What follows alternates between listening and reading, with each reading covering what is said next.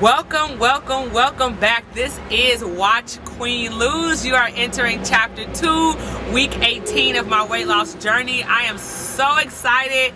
So glad you guys are joining me. It has been a joy to follow my journey with you guys. Well, some of you guys know I applied for the show The Biggest Loser actually in April of this year, and I didn't get it. And it was heartbreaking for me. However, moving forward, the season started last week, and I'm watching it on Tuesday, and well, I can't watch it on Tuesday because I have class, but I DVR'd it and I'm watching it, and like, I'm already bawling.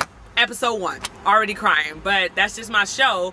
Which brings me to another point. I was talking to a friend of mine on Facebook. CC, shout outs to you. Anyways, I was just telling her about some of the struggles of my journey, and one thing, and how close I am to the end. Like, I have like about 75 pounds left to go to get to my initial goal of 150 pounds, and I feel like it's far away. But then I'm like, Liana, you've lost over 130 pounds. Like, you've come so much further than you have left to go. But I know that cognitively, but in my experience, I'm still struggling. And one thing Cece was like, she's like, Liana, I used to run track, and in track, when you're almost there, you're on that like last leg of the race, that extra boost of energy, they call that your kick. And I'm just like, yeah, Cece, but I need a kick. Where am I going to get my kick from?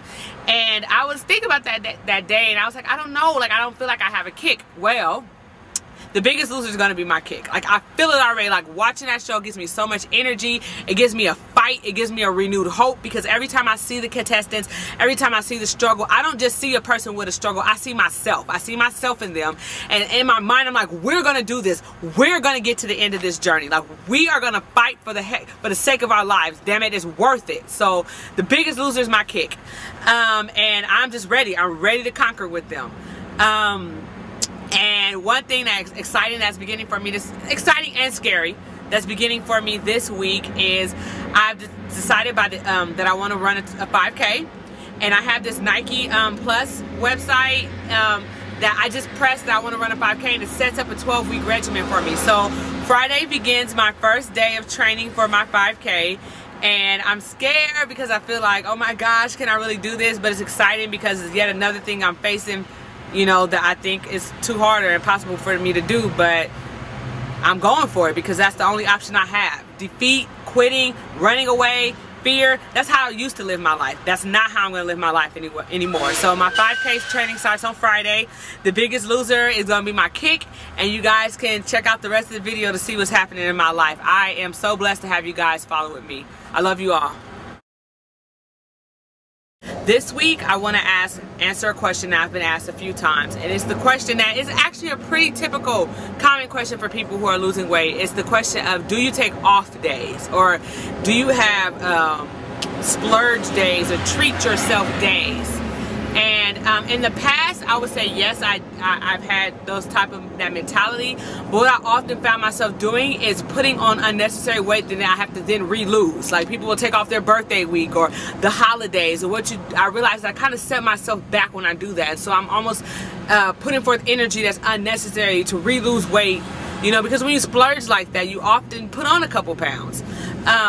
So what I've learned to do is not necessarily do off days or splurge days, but to incorporate into my lifestyle the ability to eat certain things that I don't necessarily eat on the regular basis and still not feel guilty. For example, I do my weigh-in days on Tuesdays. And so on Tuesday evenings, I may get myself a Chipotle burrito, where typically I don't have burritos because of the wheat in the bread. And it's just not that wheat and bread or flour is unhealthy for you, but in my opinion, they're maintenance food. And in my mind, I'm trying to lose at a certain rate, a certain amount of weight. And so there's certain things that may be healthy, but a hindrance at the same time for those of us who are trying to lose a drastic amount of weight. Anyway, so what I've learned to do is incorporate that into my lifestyle, whereas I may have that once a week, and that's not going to hinder me if the rest of my week I'm doing a lot of vegetables and proteins and beans and things like that.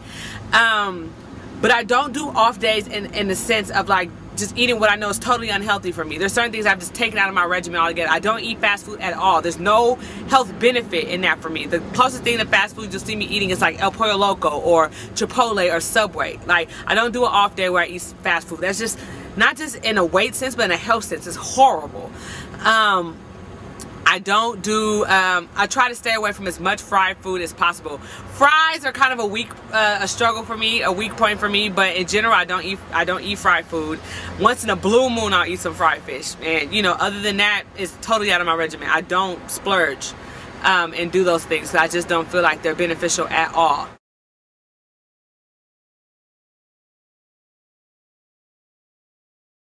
So I decided that I'm not going to do a weigh-in this week. And the reason why I'm not going to do that is because I find that sometimes I have this unhealthy relationship with the scale. And this is not the first time. Sometimes the scale is good for me. It helps keep me on track. It helps me, you know, stay focused and know what I'm heading for. But sometimes the scale, I have this unhealthy addiction to the scale, and just like all my focus is on like, what is the scale going to say? And I feel like I'm in that place right now, and just for the sake of my health, my mental and just emotional health, like I need to step away from the scale. I'm not changing my routine. I'm still going to work out well. I'm still going to eat well.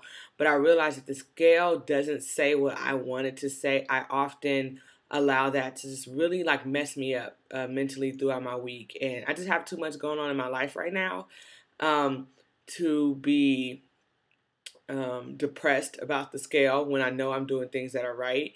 So I wish I was strong enough to say I'm going to step on the scale in regards to what it says. I'm going to move forward. But I know myself, and I know I'm not that strong enough. So sometimes I have to do things to keep me in a healthy state of mind. Just learn from me that, you know, you don't need to be captive to anything. Like, just as I don't want to be captive to weight, I don't want to be obsessed or captive to the idea of losing weight, you know. So that is why I need to step away from the scale right now. But if you have questions, hit me up. Okay, bye. Something that I'm struggling right now is just this nature of like receiving compliments. I was on campus with some friends, and we ran into a young man, and he was pretty handsome, and we were just holding a conversation with him, and upon him leaving, he proceeds to say goodbye gorgeous to me. Totally threw me off. I even had to turn to a friend of mine, like, did he say what I think he just said? And the reason why that stood out to me was because along this process and this journey for me, a lot of people in my life have seen me at my utmost high as far as like how much I weighed, and I've been able to see me like go down in my size, and I get a lot of compliments. But I can't help but to think in my mind like they're just comparing me to like quote-unquote fat Liana. Like they see me and they say, oh, you're pretty, or you look so good. And in my mind it's always like, you look so good in comparison to. And so it's still hard for me just to look at myself and just say like I'm beautiful just as I am, not just in comparison to an old me or whatever. But this guy, he stood out because he doesn't know me. He's never seen me before.